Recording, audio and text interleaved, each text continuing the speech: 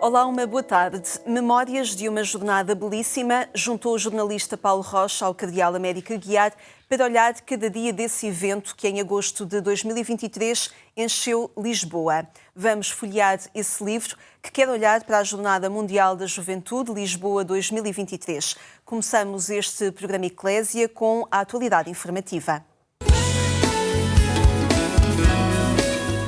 Teólogo italiano desafia a Igreja a ler a atualidade e a caminhar próxima da circunstância das mulheres e dos homens do nosso tempo.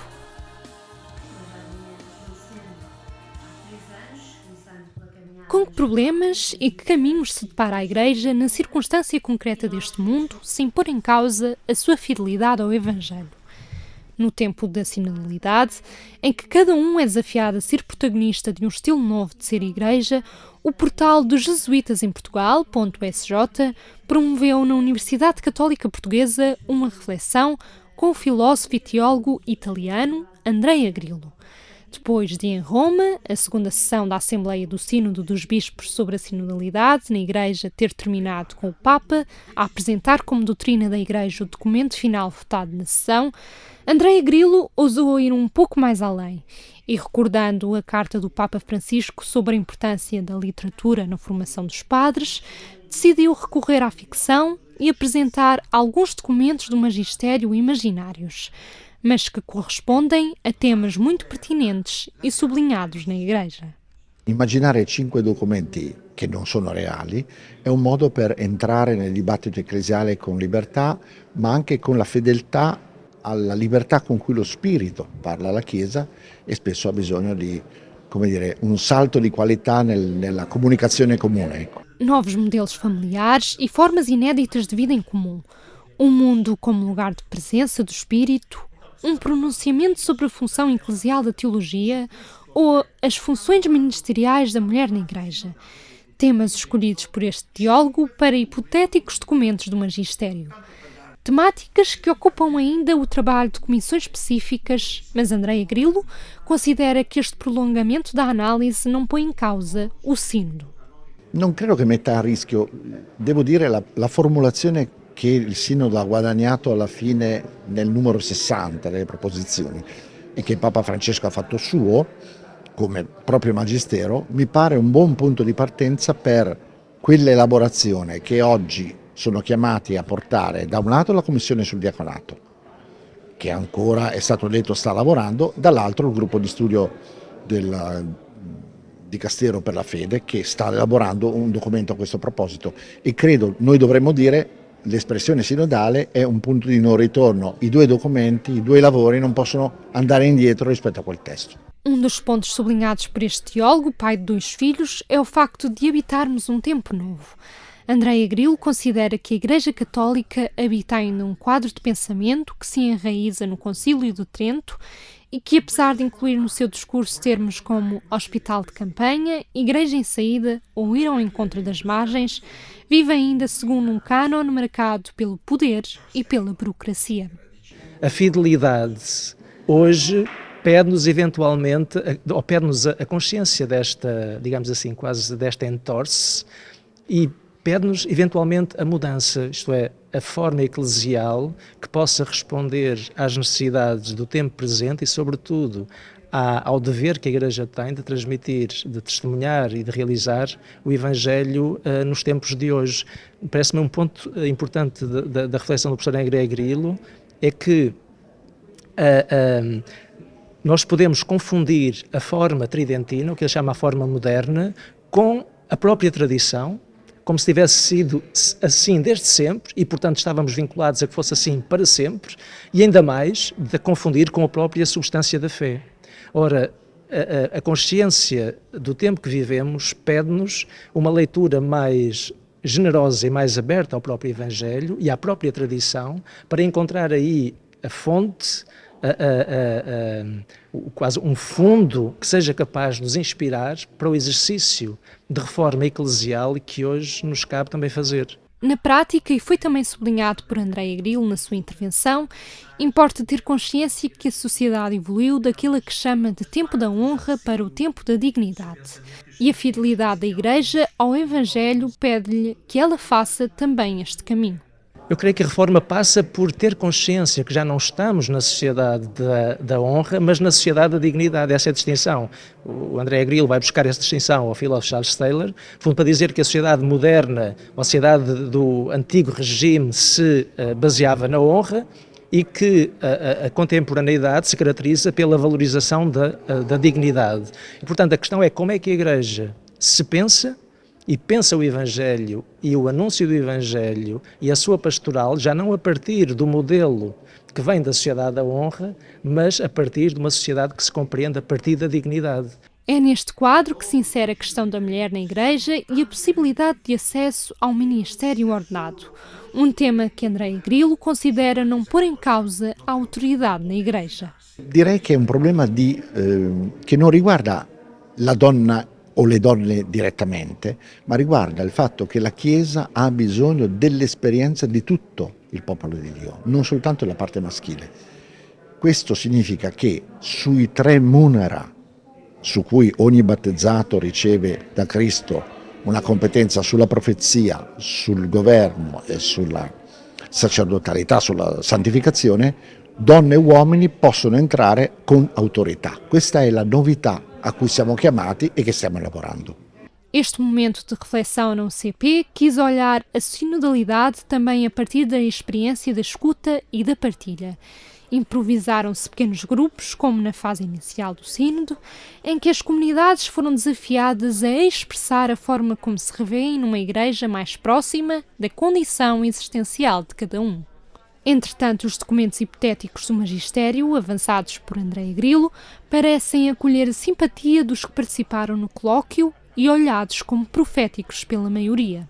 Gostaria imenso que fossem reais, que a Igreja mudasse de facto, de uma forma em que todos se sentissem integrados, mas numa mudança que respondesse também aos apelos da sociedade contemporânea, às necessidades dos nossos contemporâneos, que a Igreja fosse um serviço aos outros. Estes documentos são, por um lado, um bocadinho abstratos, por outro lado, também bastante concretos.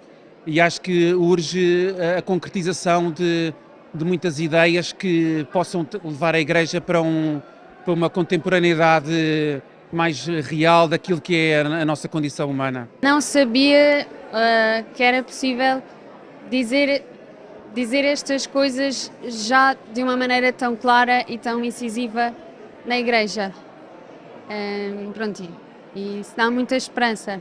Pessoalmente, penso que as grandes questões que se colocam são as questões da liturgia, da forma como nós chegamos às pessoas e, de facto, a qualidade que nós pomos na forma do anúncio do Evangelho, no nosso ser comunidade, das nossas celebrações eucarísticas, é, de facto, para mim, uma prioridade. Mas eu penso que, obviamente, e gostaria aqui que nesta conferência também houvesse uma maior citação, não só dos documentos da Igreja e do passado e da história, mas também do Evangelho. Tentando, porque para mim eu tenho muitas dúvidas. Há muitas questões em que para mim ficam dúvidas sobre de facto se são estes os caminhos ou não. Agora que a sinodalidade regressou às comunidades e à sua capacidade de a pôr em prática, de que forma pode esta bela ideia ser traduzida em atitudes e gestos?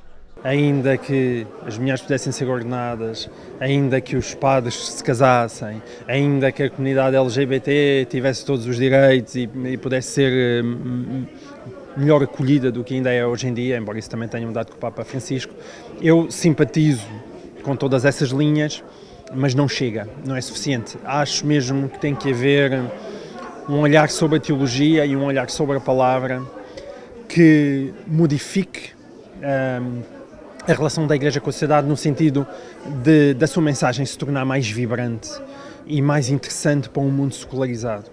Entre o tempo da honra e o tempo da dignidade, o peso do formato tridentino ou o desafio do Concílio Vaticano II, importa afinal descobrir aquilo que de mais genuíno existe na proposta cristã. Os evangelhos são muitas vezes mais interessantes e a Bíblia é muitas vezes mais interessante do que aquilo que a própria Igreja com frequência consegue transmitir. E essa é a maior pobreza de todas, é estar na posse de um tesouro extraordinário e não o conseguir dar a ver aos outros da maneira certa. uma reflexão e um debate que são, de alguma forma, a expressão da inquietação que impele a fazer caminho. Importa que o entusiasmo ganhe forma em práticas e atitudes de uma igreja que sabe dialogar com o seu tempo.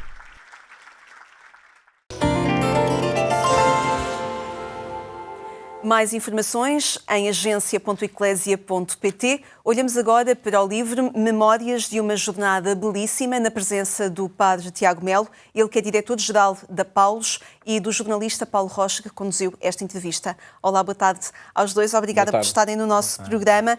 Paulo, começava por ti. Neste livro recuamos 6 anos antes do verão de 2023. Porquê? Nós tentamos ir... Boa tarde e obrigado antes de mais por esta oportunidade de falarmos sobre este projeto editorial que a Paulos felizmente concretizou. Nós tentamos ir ao início da história, não é? Tentar perceber quando foi apresentada a candidatura de Lisboa para a Jornada Mundial da Juventude. Antes ainda o sonho da jornada? Sim, o sonho, enfim, o sonho é muito... remonta a Cracóvia, não é? À Jornada de Cracóvia. Exatamente. E depois perceber de que forma é que as peças do puzzle se foram juntando para tornar possível esse sonho. E foi um itinerário que quiseram ir construindo para apresentar nesta publicação? Sim. Impunha-se e o cardeal Américo Aguiar, enfim, desafiou a isso mesmo, que era ter um documento, não uma história de como tudo aconteceu, mas ter memórias de como tudo aconteceu, não é? A preocupação não foi, de facto, nós termos aqui um documento 100% histórico, na exatidão do espaço e do tempo. Porque o documento já havia, estão os discursos públicos, há N fotografias que foram partilhadas e estão publicadas. E muitas mais notícias sobre tudo isso. Este livro vai um bocadinho mais além, porque nos permite uma abordagem sobre uma visão de alguns acontecimentos que o público em geral, não conhecia. Sim, de facto, quem esteve a liderar a organização da jornada desde o início, claro que tem uma visão sobre todos os acontecimentos que é impossível a outra pessoa, não é? Tem que ter um olhar abrangente, um olhar total sobre aquilo que foi acontecendo. E é essa partilha que o cardeal Américo Aguiar faz, tentando que, de facto, todos os acontecimentos...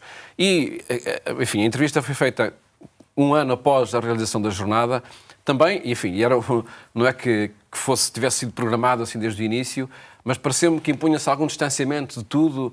Nós estivemos muito envolvidos também na organização, portanto era preciso algum distanciamento dos acontecimentos. O que é que esse distanciamento vem permitido? Que olhar é que é dado, fornecido por esse distanciamento? Vem olhar sobretudo para os factos essenciais, para os acontecimentos essenciais, não é? Não nos detivemos muito, talvez em pormenores, em particularidades que estão sempre no caminho, mas fomos olhar os marcos essenciais e também as pessoas que foram fundamentais para que a Jornada Mundial da Juventude acontecesse. E somos, de facto, convidados a percorrer dia a dia, apesar de recuarmos há alguns anos sobre esse sonho inicial, mas é um percurso dia a dia que é feito e que é proposto com este livro. Padre Tiago, que oportunidade a editora encontrou com esta publicação para se unir, de facto, a este projeto um ano depois? Porque pensar a Jornada Mundial da Juventude não é apenas um evento, não é apenas uma celebração ou apenas uma visita do Papa Francisco, né? A jornada, quando acontece em um país, ela transforma a igreja, transforma a sociedade, transforma momentos ali em verdadeiras experiências, e fazer memória depois de um ano é justamente esse processo de tentar deixar esse marco fisicamente, mas o que diferencia esse projeto é que aqui nós fazemos essa convergência de mídias, não é? Porque temos fotografias, podemos aceder aos vídeos, às entrevistas, etc., porque não queremos deixar esquecer aquilo que foi de essencial e de especial desse processo de construção e de celebração da Jornada Mundial da Juventude. E nessa construção, de facto, pela conjugação de vários mídia que aqui se apresentam neste livro, vemos diversos nomes, neste caso não só do cardeal Américo, que responde às perguntas, e do Paulo Rocha, que as faz, mas há uma série de outros fotógrafos, nomeadamente de editores de imagem, porque há vídeos disponíveis também. O que é que essa interatividade permite ao leitor que adquire este livro? E uma das características interessantes é que todo este projeto foi feito de forma muito natural e colaborativa, porque, por exemplo, a capa quem pensou foi o Jorge Almeida, que trabalhou conosco também na Jornada da Juventude, não é? Depois, vários fotógrafos também falavam com Paulo e autorizaram a publicação das fotografias. Isso significa que é uma obra feita de várias mãos, não é? Tal como foi a jornada. Exatamente. Então, falando sempre também sobre o processo. E fizemos alguns encontros para conversar sobre esse projeto e depois também envolvemos o padre editor da Paulus, porque eu trabalho na parte da direção geral, na parte mais administrativa da Paulus hoje, e teve o padre João Paulo, que também é o diretor editorial. Então, essas pessoas todas, fizemos agora, esse trabalho editorial. Para Tiago, há também aquele aspecto que acaba por ser, enfim, que tem alguma curiosidade, que é a paginação do livro foi feito no Brasil, não é? Exatamente, por uma colaboradora da Paulus do Brasil, e que quando apresentamos a proposta para ela de fazer esse projeto, ela ficou mais do que contente, não é? E nós estávamos a pensar diferentes até a própria estrutura do livro, e ela fez-nos uma surpresa. Uma surpresa, surpreendente. Sim, exatamente. Paulo, vemos neste título e vamos acompanhando neste livro a palavra memória, mas também percebemos por aquilo que o Cardeal Américo apresenta nas respostas, não se trata de olhar apenas para o passado, para aquilo que aconteceu na jornada, mas ele abre para aquilo que a jornada procurou semear. Foste percebendo isso também na própria condução e na própria estruturação e nas respostas que ias obtendo na entrevista? Ou seja, não importa só olhar para aquilo que foi, mas projetar para o futuro? Nós, conhecendo o Cardeal Américo Aguiar, acho que muitas vezes é impossível estarmos a falar do passado, não é? Ou seja, está sempre voltado para o presente e para o futuro, para aquilo que está a acontecer. E isso ia-se percebendo claramente nas respostas que ele ia dando, nas abordagens que ia fazendo, mesmo que quase, enfim, forçado a lembrar-se de alguns acontecimentos e a comentá-los, há sempre essa perspectiva de futuro. Há aqui também um dado que acaba por ser, enfim, simbólico, que é, neste fim de semana, os símbolos passaram de Portugal para a Coreia. De alguma forma foi um fechar. Sim. Um fechar sem fechar. Um fechar sem fechar, sim. Talvez da história da Jornada Mundial da Juventude em Portugal, ainda há poucos dias estávamos a ver na Eclésia que isto já tem uma história de 4 anos, né? Em 2020, também neste domingo de Cristo Rei, em novembro, os símbolos vieram de Roma para Portugal e agora são entregues a Seul. Há aqui 4 anos, de facto, que fazem, enfim, uma longa história da jornada em Portugal. Claro que tudo aquilo que aconteceu vai ser recordado muitas vezes, vamos voltar muitas vezes a esses dias, não só da jornada, mas também os dias nas dioceses, nas várias dioceses de Portugal, e sobretudo a peregrinação dos símbolos, que acabou por ser uma experiência muito marcante, o Cardeal Américo também o diz, muito marcante, o visitar cada região do país, cada aldeia, cada associação. Uma oportunidade pastoral. Sem dúvida que sim, dessa igreja em saída que a peregrinação dos símbolos afirmou. E é interessante tu falares nessa ida ao Vaticano para trazer os símbolos. O Cardeal Américo Aguiar fala também do doloroso que foi trazer os símbolos e depois fechá-los na sede de Lisboa. E nesta entrevista nós percebemos também aquilo que foi também a participação do Cardeal Américo. Algumas ele até reconhece que teve uma participação algo parcial em alguns acontecimentos, porque estava em pontos e estava dentro do protocolo. Pergunto-te se era um olhar também que faltava sobre uma pessoa que esteve, de facto, muito envolvida desde o início na organização da jornada, mas a forma como a participou, como a viveu, é agora, de alguma forma, também pública. Sim, nós, de facto, não tínhamos esse olhar, não é? Não tínhamos o olhar de quem teve de decidir diante de diferentes propostas. Claro que vinha para as conferências de imprensa, ele dizia qual era, enfim, o plano, qual era o horizonte, mas antes disso há, por certo, muitas discussões, muita partilha de pontos de vista e isso não tínhamos, como também não tínhamos o olhar de quem, desde que o Papa chegou ao aeroporto, ficou na bolha do séquito papal e a partir daí... Era a máquina a rolar, como ele tantas vezes diz. Sim. Portanto, é um olhar de alguma forma mais íntimo, se não sei se podemos, mais pessoal. Particular, de certeza, e pessoal, isso sem dúvida nenhuma que é. Um olhar pessoal para os acontecimentos e sobretudo, para alguns acontecimentos, onde ele esteve particularmente envolvido. Nós falámos muito dessa frase de todos, mas lembrarmos que, e o livro fala sobre isso de forma, até, enfim, com algum detalhe, porque achei curioso que o Cardeal Américo quis detalhar-se nesse tema, que foi, enfim, aquela crise, podemos chamar assim, de comunicação, quando o Cardeal Américo falou no converter todos a Cristo na jornada, não é? Tentar perceber o que é que está aqui em causa, não é? O que é que ele quis dizer com isso. E até achei curioso que ele faz uma explicação e depois eu pergunto-lhe quantas vezes teve de explicar isso. E ele diz muitas, não é? Porque, de facto, foi um tema que, de alguma forma, mexeu com algumas sensibilidades, o que é perfeitamente natural, mas que depois se veio a compreender plenamente quando o Papa Francisco, no Parque Eduardo VII, apelou a essa igreja aberta a todos. A todos, sim. Inclusive o livro fala também da participação de jovens cristãos e a forma como o diálogo ecuménico foi fazendo parte não só da preparação, como depois também da proposta em algumas atividades nestes dias. Padre Tiago, do ponto de vista da editora, o que é que querem, que olhar querem acrescentar ao unir-se a este projeto? Primeiramente é que este livro não seja apenas um livro de memórias, embora o título seja Memórias de uma Jornada Belíssima. Belíssima. Uma expressão do Papa Francisco. Exatamente, que foi no voo de regresso a Roma. Exatamente. Mas esse livro quer ser, de fato, um lugar de encontro, onde nós podemos voltar e beber desta experiência que foi a Jornada Mundial da Juventude para toda a Igreja. Porque se nós pensamos a editora Paulus como um lugar que promove cultura, mas também que promove o Evangelho, que é a sua principal base, e a Jornada Mundial da Juventude é também muito disso, nós queremos que esse projeto seja essa marca para finalizar com continuidade a Jornada Mundial da Juventude, porque depois de um ano nós olhamos para este evento com muito mais tranquilidade, não é? Porque no livro até o Paulo faz questiona o do Américo questões econômicas, porque já passou um ano. Então, este livro, de fato, é uma leitura mais digerida daquilo que nós vivemos na preparação, durante e depois da Jornada Mundial da Juventude. E apontando para o que aí vem. Padre Tiago, muito obrigada por ter estado no nosso programa. Paulo Rocha, obrigada também por teres mudado de cadeira e vir-nos apresentar esta publicação. Aguardo por si mais logo na Antena 1 para uma conversa com Maria Ressano Garcia. Esperamos pela sua visita em agência.eclésia.pt. Deixamos encontro marcado amanhã aqui na RTP2 pelo mesmo horário. Uma boa tarde. Até amanhã, se Deus quiser.